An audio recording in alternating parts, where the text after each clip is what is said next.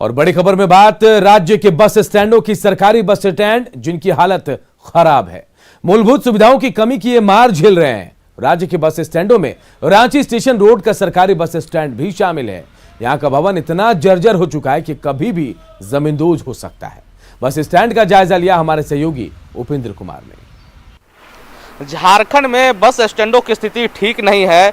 और अगर बात करें राजधानी रांची के बस स्टैंड की, तो अभी हम हैं रांची के स्टेशन रोड के सरकारी बस स्टैंड पे और आपको दिखलाना चाहेंगे कि बस स्टैंड की जो स्थिति है इस भवन की वो क्या है।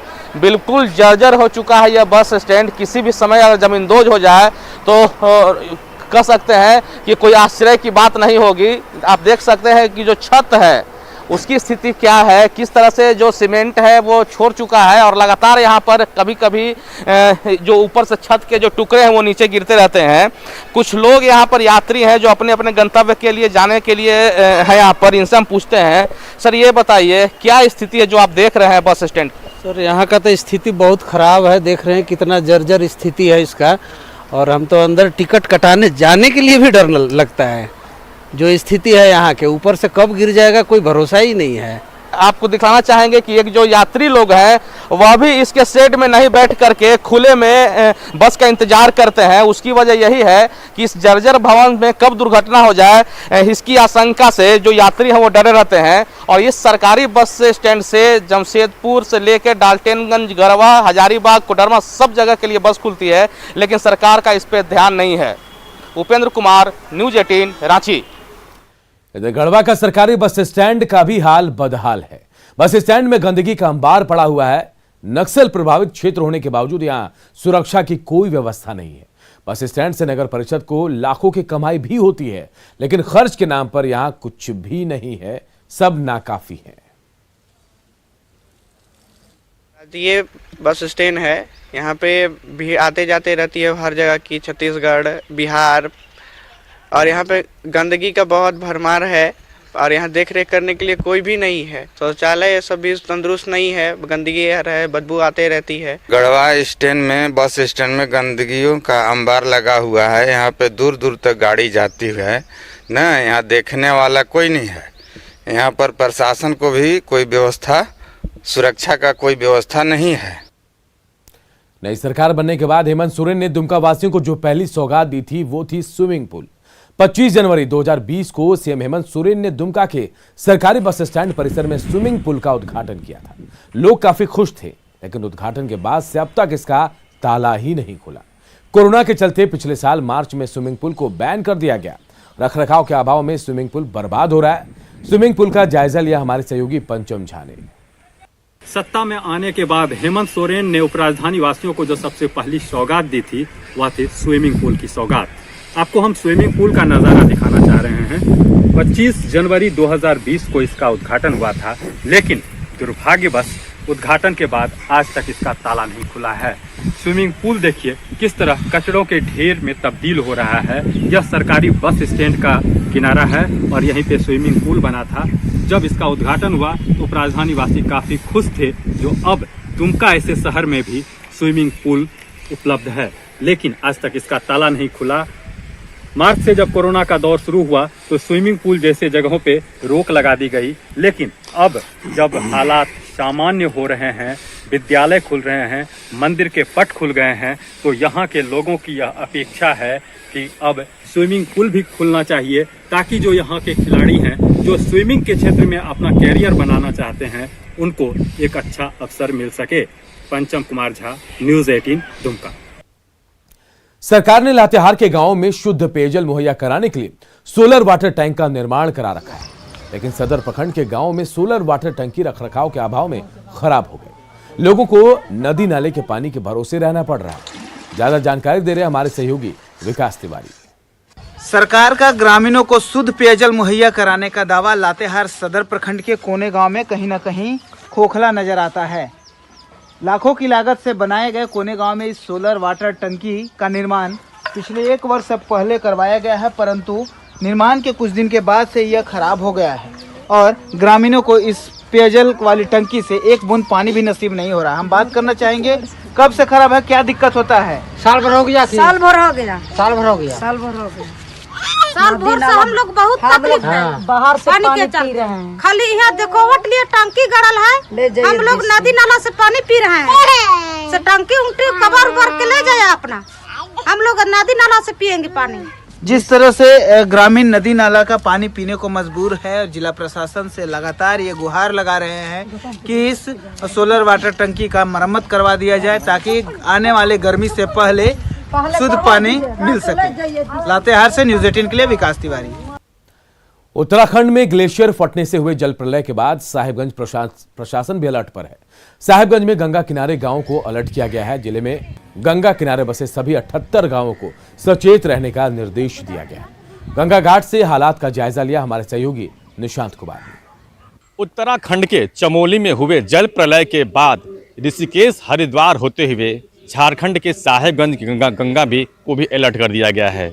जल प्रलय के बाद जिस तरीके से वहाँ पे जो निचले इलाके के गांव हैं उनमें तबाही मचने की संभावना थी, उसको देखते हुए झारखंड के गंगा के किनारे बसे हुए गांवों को भी अलर्ट कर दिया गया है। जिला प्रशासन की ओर से ऐसे इलाकों को खास तरह से निर्देश दिए गए हैं। बताएं आपको कि जिले में गंगा किनारे 78 गाँव हैं जहाँ पे इन गाँव वालों को अलर्ट कर दिया गया है। फिलहाल यहाँ पर किसी तरह की संभावना नहीं है, खतरे की संभावना नहीं है और इसके बावजूद भी प्रशासन का मानना है कि जिला प्रशासन हर एक आपदा से निपटने के लिए तैयार है और जो 78 गांव के लोग बसे हुए हैं उन्हें भी पूरी तरीके से इस घटना से सचेत किया गया है और जिला प्रशासन भी पूरी तरह आने वाले संभावित खतरों से निपटने के लिए तैयारी का दावा कर रही है। निशांत, न्यूज़ 18, साहिबगंज। इधर जमशेदपुर में उत्पाद विभाग ने एक बड़ी कार्रवाई की है जहां शहर के बीचों बीच बर्मा माइंस थाना क्षेत्र से मिनी शराब फैक्ट्री का खुलासा किया गया है। गुप्त सूचना पर बर्मा माइंस के कैरेज कॉलोनी एफसीआई गोदाम के पीछे घर में छापेमारी की गई। इसके बाद इस अवैध रूप से चल रहे मिनी शराब फैक्ट्री का खुलासा हुआ जहां से लाखों रुपए की विदेशी शराब भी जब्त की गई। मामले में एक व्यक्ति को गिरफ्तार किया गया है। टीम ने इस मिनी फैक्ट्री से दूसरी कंपनियों के विदेशी शराब की 150 पेटी नकली विदेशी शराब भी जब्त की है।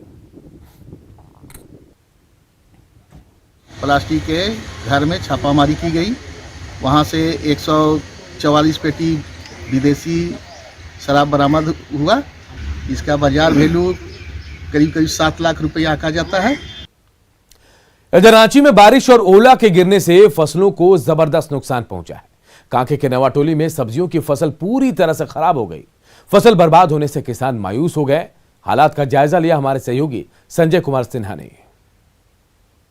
रांची में बीती रात हुई बारिश और ओलावृष्टि की वजह से कांके प्रखंड के नावाटोली में सब्जी की खेती को खासा नुकसान पहुंचा है। सब्जी की खेती काफी नष्ट हो गई है, खासकर बैगन और मटर और जो टमाटर हैं उनकी खेती को काफी नुकसान पहुंचा है। हमारे साथ नावाटोली के कुछ ग्रामीण हैं जो किसानी करते हैं, उनसे बात करेंगे। नुकसान बहुत हुआ है, मैंने टमाटर बैगन सब खेती सब पत्थर गिरा, सब तो चपट हो गया है, तो कहाँ जाएंगे कहाँ खाएंगे। अच्छा, रोने की जरूरत नहीं है, सरकार सुनेगी आपकी। ये बताइए कि क्या क्या लगाए थे खेत में? मटर लगा है, सब्जी बैगन लगा है, टमाटर लगा है, क्या लगाएंगे अब सर? ओला आया, पानी बरसा, बहुत नुकसान करती। मेरा बहुत छोटे छोटे पोते लोग हैं, वो लोग क्या खिलाएंगे क्या पिलाएंगे? हम लोग के पास में पूंजी नहीं है, क्या करेंगे? समझ सकते हैं कि एक परिवार की चिंता होती है कि जब फसल बर्बाद हो जाए। और ये छोटे किसान हैं, सब्जी की खेती करते हैं। बाबा, आप भी सब्जी की खेती करते हैं? करते हैं। टमाटर, गोभी, प्याज, ये सब बहुत ज़्यादा नुकसान हो गया है। गेहूँ वगैरह ये सब नुकसान है। उस टाइम बाहर निकल के देखे तो टमाटर पूरा खराब हो चुका था। तो तुमने क्या किया? हमने देखा तो थोड़ा बहुत टमाटर तोड़ लिया। जो किसान दरअसल आप कह सकते हैं कि कर्ज लेकर जिन्होंने खेती की थी वे खासी मुश्किल में है और सरकार से गुहार लगा रहे हैं कि इस मुश्किल घड़ी में उनका साथ दे। संजय कुमार सिन्हा, न्यूज़ 18, रांची। नेवी के जवान सूरज की हत्या की जांच के लिए मुंबई पुलिस ने 10 टीमें बनाई है। पुलिस की टीम पालघर के जंगलों से लेकर चेन्नई और रांची में हर तरफ मामले की छानबीन में जुटी। मुंबई के पास पालघर के वैजलपाड़ा की पहाड़ियों पर एक नेवी के जवान को जिंदा जलाने की खबर से पूरे इलाके में दहशत का माहौल है। 31 जनवरी 2021 को सूरज के पिता ने चहलपुर थाने में बेटी के लापता होने की रिपोर्ट भी दर्ज कराई थी। साथ ही INS अग्रणी के कमांडिंग अफसर को भी इसकी जानकारी दी। इंडियन नेवी और पुलिस के साथ साथ झारखंड पुलिस ने भी जांच शुरू कर दी है। जांच में अब तक जो बातें सामने आई है उसके मुताबिक सूरज के पास 3 मोबाइल नंबर थे। 1 फरवरी 2021 की शाम तक सूरज का फोन चालू था। सूरज ने फोन से भोपाल की आस्था और मुंबई की अजल कंपनी को फोन किया और पैसे के लेन देन को लेकर बातचीत की। मुंबई के कोलाबा के SBI शाखा में सूरज का सैलरी अकाउंट है। इसमें 8,43,000 के पर्सनल लोन की बात सामने आई। इसी खाते से शेयर ट्रेडिंग होने की बात भी सामने आई। मुंबई के एक दूसरे बैंक में भी सूरज का अकाउंट था और सूरज ने नेवी की सहकारी संस्था से 6 लाख रुपए लोन लिए थे। 15 जनवरी 2021 को सूरज की मंगनी हुई और ससुराल वालों ने 9 लाख रुपए सूरज के खाते में जमा कराए थे। 5 जनवरी की सुबह घोलवड़ थाना क्षेत्र में सड़क पर सूरज की जली हुई हालत में सूरज मिला और उसके बाद सूरज इंडियन नेवी में INS अग्रणी में कोयम्बटूर में तैनात था। 1 जनवरी 2001 से लेकर 1 फरवरी 2021 तक वो छुट्टी पर था।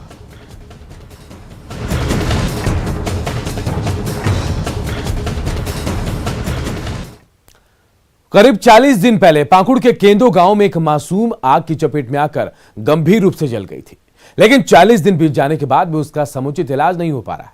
माता पिता इतने गरीब कि वो इलाज के लिए उसे बाहर नहीं ले जा सकते।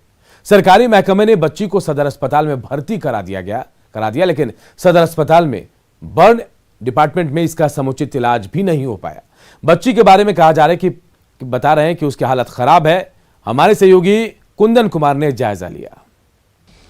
पाकुड़ के केंदो गांव में एक 10 वर्षीय बच्ची जल गई है और जलने के बाद वो अपने घर में है। चूंकि माता पिता इतने गरीब हैं कि उनका इलाज नहीं करा पा रहे हैं, घर पे ही बच्ची को नीचे सुला कर रखा है, पुआल पर सुला कर रखा है। चूंकि ठंड का दिन है, इनके पास इतना पैसा नहीं है कि कहीं ले जा सके, कहीं इसका इलाज करा सके या प्रतिदिन इसका ड्रेसिंग हो सके। और लोगों से मदद की उम्मीद लगाई है, लोगों से गुहार लगा रहा है कि इसे मदद करे। इतने गरीब हैं कि अगर एक दिन काम ना करे तो इन्हें खाना नहीं मिल पाता है। बेटी है और बेटी को बचाने के लिए ये मशक्क़त कर रहे हैं। तत्काल जो सरकारी सेवा है, सरकारी सेवा के तहत उसे आयुष्मान कार्ड बनाने की तैयारी चल रही है। सदर अस्पताल में एडमिट करा दिया गया है, लेकिन स्थिति दिनों दिन नाजुक होती जा रही है। चूँकि बच्ची का इलाज ढंग से नहीं चल पा रहा है, उसे बाहर भेजने की तैयारी है, लेकिन उनके पास इतना भी पैसा नहीं है कि वो बाहर जाने की साहस कर सके। आपसे न्यूज़ 18 निवेदन करती है कि इस बच्ची के मदद के लिए आगे आए और एक बेटी को बचाने में मदद करे। कुंदन कुमार, न्यूज़ 18 पाकुड़। जामताड़ा में 90 के दशक तक नाला के कास्ता, सुल्तानपुर, पत्थरगट्टा, महेशमुंडा, पलाश जंगल से ECL का कोयला निकाला जाता था। लगातार भूमि धंसान के कारण यह बंद कर दिया गया। इसका नियंत्रण पश्चिम बंगाल के सकटोरिया से होता था। ECL के बंद खदान में हमेशा से अवैध खनन किसी न किसी रूप में होता रहा। इन दिनों यहां अब संगठित रूप से अवैध खनन का काम चल रहा है और इसकी जानकारी ग्राम पंचायत के मुखिया से लेकर प्रदेश के आला अधिकारियों तक को है। एक ओर राजस्व की कमी की परेशानी का सामना प्रदेश कर रहा है, तो वहीं दूसरी ओर सरकार के खनिज संपदा को लूटने का काम भी बदस्तूर जारी है। जामताड़ा जिला के अंतर्गत नाला प्रखंड में अवैध तरीके से कोयला चल रहा है। हम आपका जिला प्रशासन को भी अवगत किया है, आपका झारखंड सरकार को भी ट्विटर के माध्यम से दिए हैं, लेकिन अभी तक कोई कार्रवाई नहीं हुआ है। कम से कम रात को 80 से ज़्यादा कोयला निकल रहा है। 80 गाड़ी।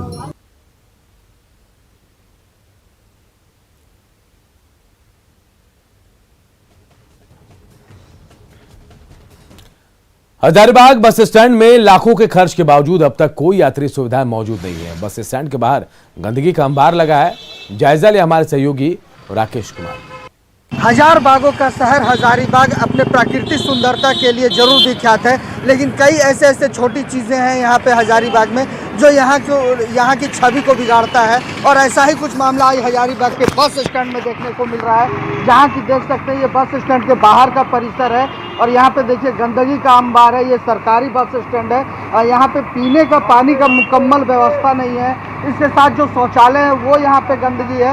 हालांकि ये बस स्टैंड के ठीक बाहर का नज़ारा आपको हम दिखा रहे हैं। आइए यहाँ के कुछ लोग हैं, हम उनसे सीधे जानते हैं और उनसे बात करते हैं कि क्या कुछ है यहाँ व्यवस्था। आप देख सकते हैं कि इतनी भारी संख्या में यहाँ पर कचरा का जमा होकर रखा है और आए दिन मतलब कि यहाँ पर जो यूरिनल जो बनाया गया है नगर निगम के द्वारा, वहाँ पर भी पानी का मतलब क्या अभाव है। पानी के कारण मतलब कि लोग वहाँ पर शौच के लिए नहीं जा पाते हैं। ऐसी बहुत सारी समस्या है यहाँ पर बस स्टैंड के अंदर में, बदबू से पूरा भरा हुआ रहता है, जिसको मतलब कि यहाँ पर आम जनता का खड़ा होना भी एक दुश्वार सा महसूस होता है। बस स्टैंड तो लाखों रुपया हमेशा हर साल खर्च होता है, लेकिन कोई काम का नहीं रहता है। कुछ दिन साफ सफाई रहता है, फिर गंदगी हो जाता है। और यहाँ का व्यवस्था नहीं, बैठने का सही व्यवस्था नहीं, साफ सफाइयत नहीं है। लाखों रुपया खर्च होता है, लेकिन कोई ध्यान इस पे नहीं देता है। आप देख सकते हैं कितना गंदगी है यहाँ पे, न पानी की व्यवस्था है। बाथरूम तो बना है सरकार के माध्यम से, लेकिन उसमें पानी नहीं है, गंदगी इतना है, उसका कोई हिसाब नहीं है। हजारीबाग में 3 बस स्टैंड है, ये सरकारी बस स्टैंड है, इसके बगल में ठीक प्राइवेट बस स्टैंड है और टैक्सी स्टैंड है, लेकिन तीनों की कमोबेश स्थिति इसी तरह की है। जरूरत है प्रशासन को इस पर मुकम्मल व्यवस्था करने की और ऐसी जगह को स्वच्छ और सुंदर बनाने का। राकेश कुमार, न्यूज़ 18।